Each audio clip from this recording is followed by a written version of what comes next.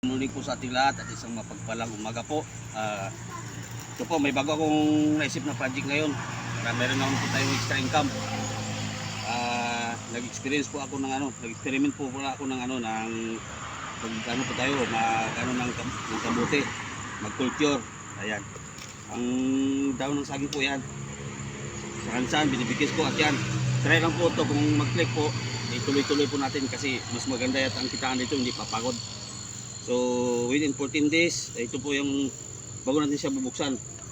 Ito pong ito pong similya, bali apat na ganito ang na-order ko. Mushroom seed. Ito. So nakapile na po tayo ng isa, nakalagay na rin po tayo ng isa nito.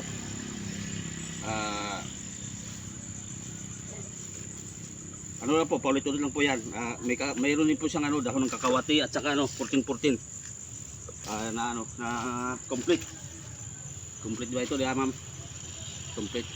Ayan, 14-14. Lang po sa 14 days po, abangan po natin ang kung sakaling mag-click po ito o gumanda po sa 14 days po bago buksan para service po. Ganun po kadali. Dalawang linggo lang po makaka-harvest na tayo. First time po lang po ito, kaya wala pa po akong papatunayan. Papakita ko po sa inyo sa pagdating ng 14 days. Maraming salamat and good morning po.